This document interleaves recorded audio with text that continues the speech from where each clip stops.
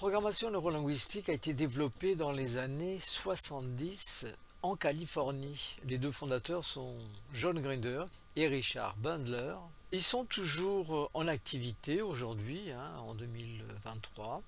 Ils ont par contre chacun créé une ligne un peu différente, toujours en programmation neurolinguistique, mais ils ont chacun une vue spécifique de ce qu'est la programmation neurolinguistique et une façon bien personnelle chacun d'enseigner leur pratique. Alors Bandler, qui était étudiant en mathématiques, avait un goût certain pour l'informatique.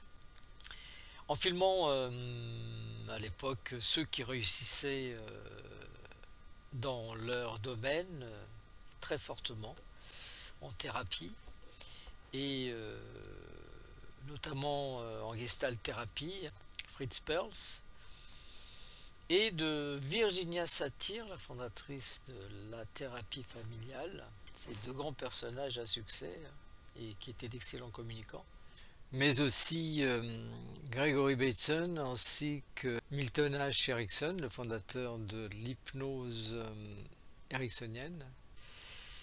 Et il découvrit qu'en mettant en évidence certains aspects de leur comportement et de leur langage, il pourrait obtenir des résultats similaires et avoir des succès thérapeutiques.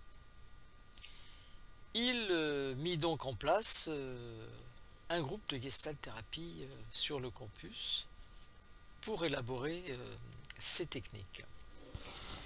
John Grinder, quant à lui, était professeur de linguistique à l'université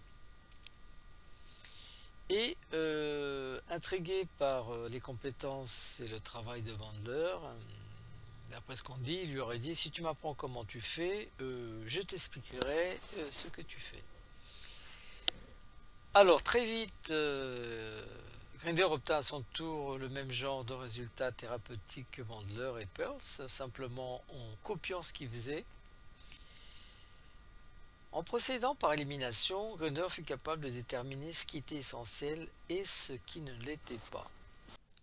Ils unirent leurs efforts pour approfondir leur travail et ils fondèrent donc le modèle qu'on appelle PNL.